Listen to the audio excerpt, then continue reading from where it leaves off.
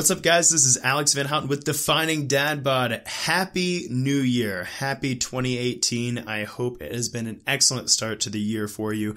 I know, everybody's had their say about New Year's resolutions and goals and whatnot, but now that you've had the opportunity to listen to all those and the noise, I hope, has died down, I want to have my say as well. So before I get started on talking to you today about setting New Year's goals and what the most important thing we can do this year is, I just want to say that I believe 2018 is going to be a breakout year for you. I don't know what it is. There might be something in the air, something in the water. It could be that I'm diffusing some cedar wood right now, but I just feel like if you're listening to my voice right now, 2018 is going to be a breakout year for you, a best year ever for your health and fitness. And I'm excited to help you reflect on that and to think big as far as your vision is concerned for who you're going to be next year in 2019.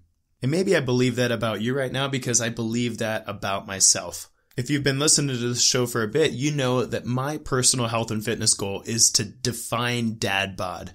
But I really don't talk much about what that actually means.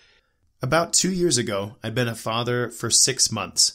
And we were just getting to where we were sleeping through the night.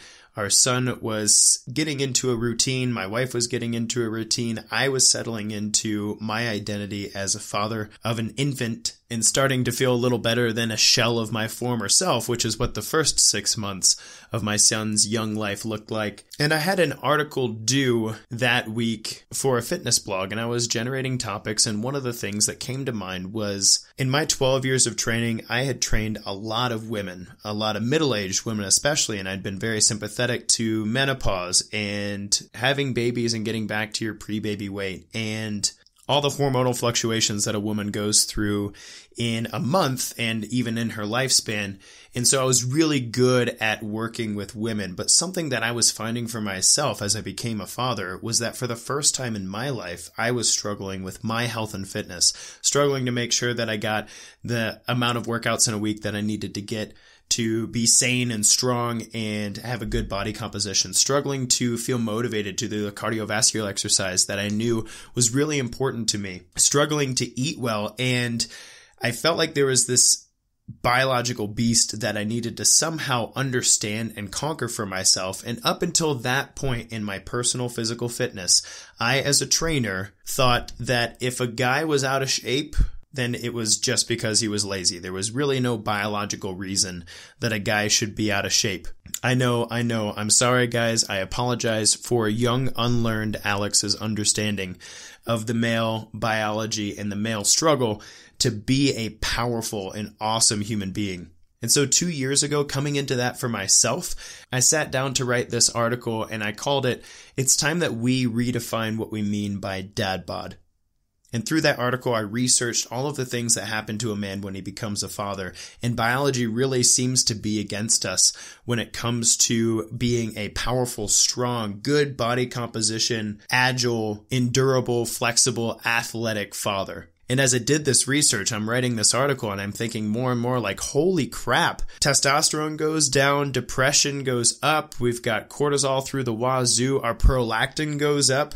All of these hormonal changes happen to change us from the young, virile human being that could make a baby to, at worst, a non-athletic, fat and pudgy version of ourselves. But at best, it leads to a more nurturing version of ourselves. And for me at the time, a light came on in my head, and the light was, look, the man you were before your son was born is gone. Your life has changed forever as a father. However, as a father, it's your responsibility, man, to figure out how to be the best version of yourself that a dad can possibly be. And that includes owning your health and fitness. And so I set out on a journey at that point in time to define what I believe dad bod should mean. It shouldn't be the balding caricature of a man who's always sitting at a desk typing away on a laptop or has his face in a phone all the time because he has 17 emails to do, or a washed up has-been who will talk about sports but certainly can't play them anymore, or the guy who says to his son, I used to do ... but not anymore, or I used to ... but not anymore, and the guy who's constantly looking around and saying at other people, well, wait until you get older, wait until you have kids. Personally, I couldn't stomach that guy, and for me, that's when the journey to define dad bod actually started. So that was 2 years ago. And so this year, my goal remains to define dad bod, to understand what it means to be strong in the way that my son needs to see and needs to emulate, to be agile in a way that I'm able to do the things that I'm interested in life, as well as to maintain a certain level of athleticism as my body ages and my joints aren't quite the same as they were before, to maintain a certain level of endurance so I'm not huffing and puffing up the stairs and I can give my little kid a run for his money, and to be flexible both physically and mentally. So like a willow tree in a storm, I can bend and survive when possible injury rears its ugly head or something throws itself at me in a day and I have to adapt on the fly. And the way that's manifesting itself for me in 2018 as a breakout year, this is my 4th year applying to the American Ninja Warrior TV show. And though I've been working on this thing for 4 years and it's been a dream for 6 years, this year I feel like not only did I really nail the application video, you can check that out in the link below in the description, but this year I just have a feeling that it's the right time and that it's going to be a good and positive thing for my family, not a added stress on top of transitioning into parenthood, settling down into a new community, and creating a new routine for myself. So I hope that 2018 is a breakout year for you in the same way that I feel that it's going to be a breakout year for me. And if your goal isn't to define dad bod or get on American Ninja Warrior, I also hope that this podcast episode can really help you to nail down what it is that really matters this year as far as your health and fitness is concerned. So I'm going to walk you through defining your goal in just a second. But before I do, I want to talk about the most important thing that you can do in 2018. And that is to be an agent. In psychology, there's a concept called the agent mindset versus the subject mindset.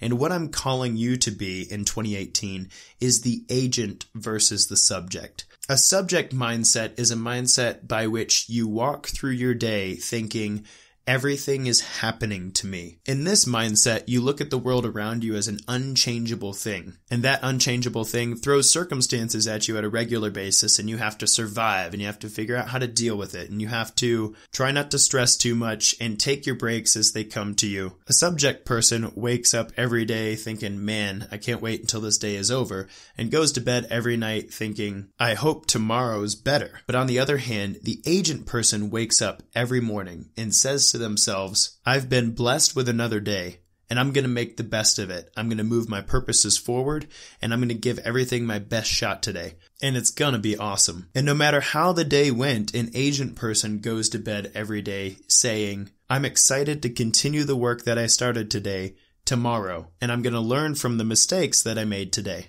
If you don't do anything else in 2018, I want you to espouse the agent mindset. Become a man or a woman who owns themselves 100% and take 100% ownership of your own personal health and fitness, of your own schedule, of your own work situation, of your own relationship status, of your own emotions, of your own stress and your stress management, and of your own recovery. If you don't do anything else right in 2018, then when next year rolls around, I want you to be able to look back at the year that you've had and say, I owned that. I made it what it was. And even if everything doesn't turn out this year the way you'd like it to, at least you got to try to make the year the way you wanted it to be, so that even if it didn't turn out that way, you're very well practiced in taking ownership of your life, and next year will be an even better year than this one. So now that I've said my piece about that, let's talk about what the heck you should decide to do this year. If you've never heard of it before, I'm going to use the acronym SMART to talk about your fitness goals this year. And if you have heard of it before, don't worry, I'm going to say it very differently than you've ever heard it. So the acronym SMART, S-M-A-R-T, describes the categories that you need to define when it comes to creating a goal that you're really serious about. S is for specific. M is for measurable. A used to be for attainable, but for our purposes, we're going to say A stands for awesome. R is realistic, and T is timely. And I'm going to walk through these letters with you and ask you some questions to help you really nail this thing down. If you've already done this for yourself, high five. Go ahead and shut me off, unless you trust that I'm going to ask you something you haven't asked yourself. So for the first category is specific. Now, if you've heard SMART goals before, somebody would say, what specifically do you want to do? Like, I want to lose weight. Okay, great. How much weight do you want to lose? Like 10 pounds. Yeah, check that off. I'm specific. I'm going to challenge you there. Instead of answering the question, what specifically would you like to accomplish? Ask this instead. If you did everything right this year, in 2018, if you did everything right, then what is different about you in 2019? Go ahead. Picture yourself in 2019, the best version of yourself that could possibly be a year from now. What's different about you? How much does that person weigh? How much muscle does that person have? How much fat does that person have?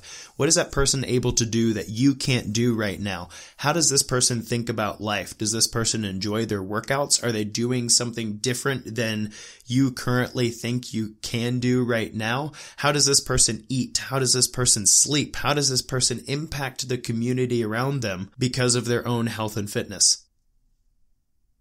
A year from now, what is different about you if you do everything right this year?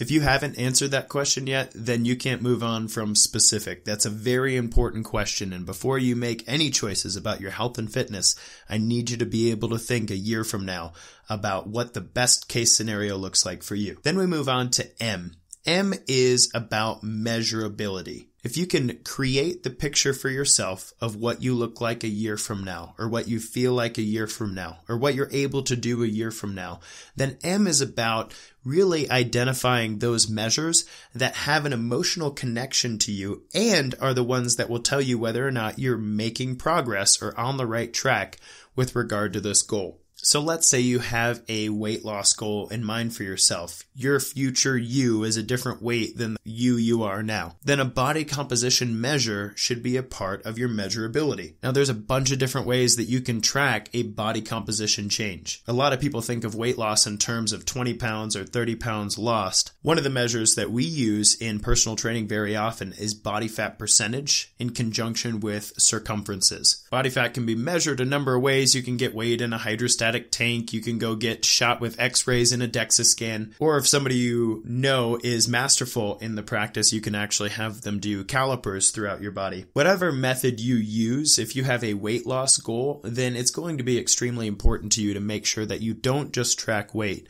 but that you track body composition. It's possible to lose weight and that to be a bad thing. If you lose a bunch of muscle tissue and good intracellular water, then that weight loss was a bad thing. If every single one of us put a trash bag on ourselves and ran 7 miles right now, we would all lose somewhere between 2 and 7 pounds of mass, and that wouldn't be a good kind of weight loss. And a body composition measure would be able to tell you whether or not you've actually lost good weight. Similarly, you can track circumferences. You can get an old linen tape measure and measure your neck, your shoulders, your chest, your waist, your bicep, your hips, your thighs, and your calf, and have a great set of measures that will tell you about what parts of your body have or haven't changed over the year. If you gain weight, but your leg got a little thicker, your chest got a little thicker, your biceps got a little thicker, and your waist and hips actually went down, that's actually a very positive thing. And vice versa, if you lost weight, but you lost weight around your muscular areas and didn't actually lose any inches in the midsection, then that weight loss is problematic. So if you have a weight loss goal, make sure you do a little bit of research about what measures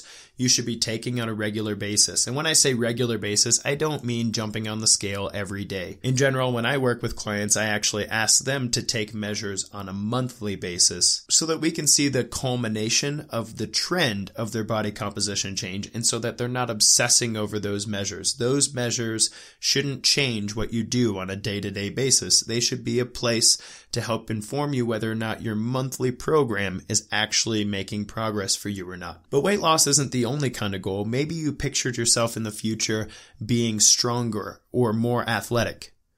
Decide on some measures that really matter to you and inspire you and excite you about physical fitness. Maybe you want to increase your deadlift weight. Maybe you want to run farther and faster than you ever have before. Maybe you want to learn a skill you've never done before, like muscle ups or handstands. Or maybe you want to try a mode of exercise that you've never been into before, like yoga or Pilates or swimming. And if you have a performance or athletic goal, make sure that instead of thinking about what you should be able to do a year from now, that you measure yourself as you are now and work to make progress each month on your ability to perform that measure. So for instance, if I'm picturing that the best version of myself next year is stronger than me now, I shouldn't say, well, I should be able to do a 500-pound deadlift because that's what a strong man can do. Instead, what I should do is find out what my deadlift is now. For me, that'd be about 365 pounds. I haven't done a 1-rep max in a little bit, but that's my guess. And so when I have that measure, then my goal shouldn't be to shoot for a particular number. It should just be to make some progress each month on that goal. And through training, I hope I would be able to see if I was working on my deadlift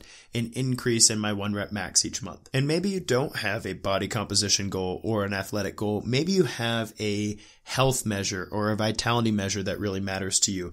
For instance, getting off of certain medications, or getting your blood pressure reading to be a better number, or getting your A1C down, or just plain feeling more energetic on a regular basis.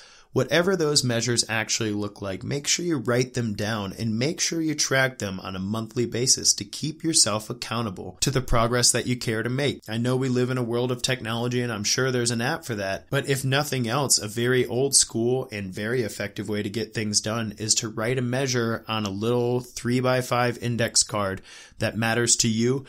Write the measure you are this month and make sure you have 12 slots for the months of the year. Put it somewhere where you see it every day. If you've got an index card on your fridge or in your wallet or on your bathroom mirror that tells you you were this body fat percentage this month, and there's a blank spot for next month, you're going to look at that thing every single day and you're going to say, yeah, that's the measure I'm shooting for. I want to keep making progress on that.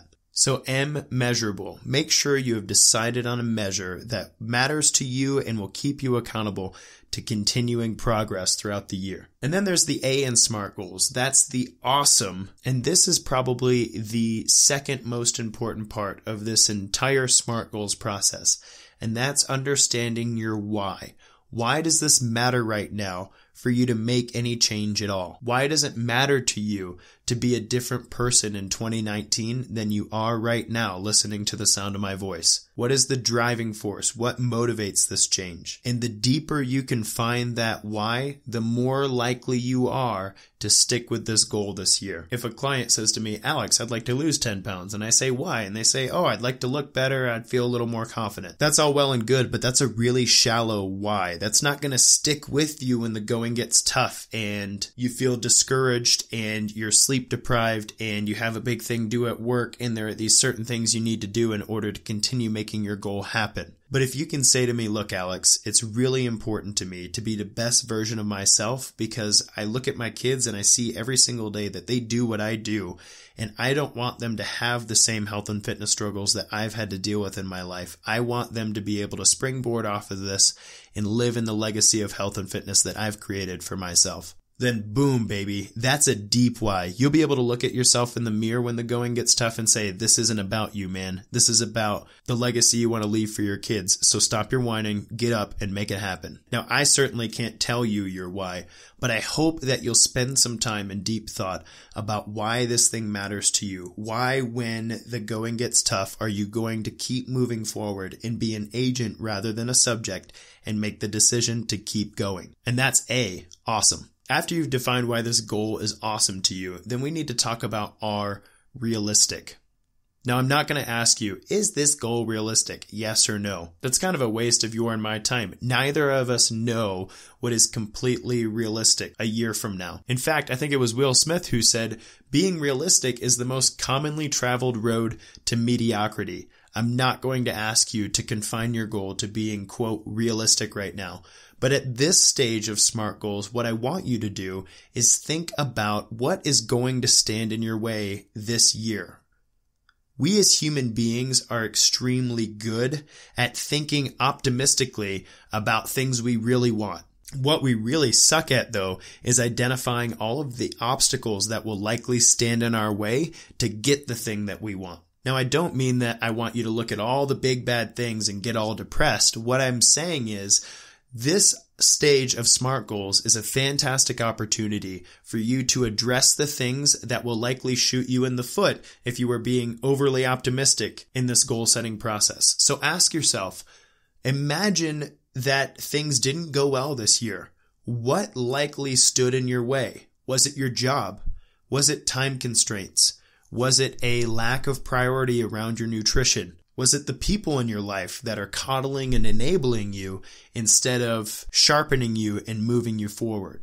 Was it because you didn't reach out for help? Was it because you didn't have an accountability system? Why did you in 2019 not achieve your goal if that's the case? So ask yourself not to be realistic in the setting of the goal, but to be proactive about identifying your own obstacles this year.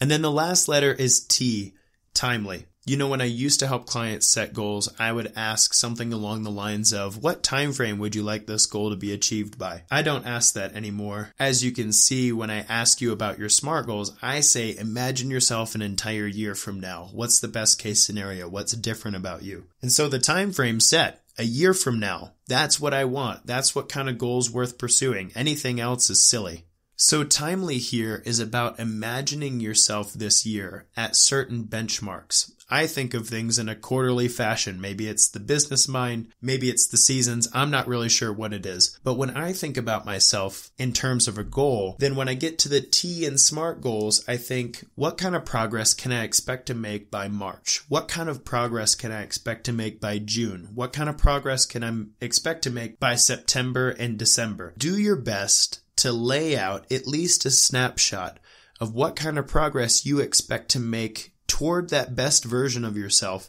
in March, June, September, and December of this year. I've asked you to create a big picture vision of what the best case scenario is for you in 2018. Now what I'm asking you to do is chop it up into measurable pieces so that not only can you realistically picture yourself making steps toward that big, hairy, audacious goal, but so that you have some benchmark points in order to look up and say, hey, am I making the progress that I want to make in the measures that I've said matter to me because of the motivations that I've decided drive me? And this is really to keep you from failing an entire year from now. If March comes around and you say, man, I really haven't made the progress I thought I should be able to make in the last 3 months, that is your cue to reach out for help. This is the age of information. There's more trainers in the world than there ever have been. There are more nutritionists and dietitians in the world than there ever have been. There are more behavior change coaches in the world than there ever have been. And there are more books and articles and YouTube videos on all this stuff, so that if you've made a decision to pursue a health and fitness goal for yourself, then there's no reason you should look up in December and go, well, I don't really know why I didn't get there. I've tried everything and nothing works. This has been a hard year. You should be able to know that you need help by March of this year. And that's what T Timely is all about. And so that's SMART goals. If you've taken the time to actually walk through and write these things down for yourself and ask yourself the tough questions and come up with some answers, I hope that the next thing you'll do is share that SMART goal with the most important person in your life so that they can be a person who's in your corner in rooting to see you become a better version of yourself this year. I know 2018 is going to be a breakout year for you, and I'm excited to be a support system to help inspire you, encourage you, inform you, and admonish you every step of this way. Let's have a kick-ass year, guys. This has been Alex Van Houten with the Defining Dad Bod Podcast. Kick butt, take names.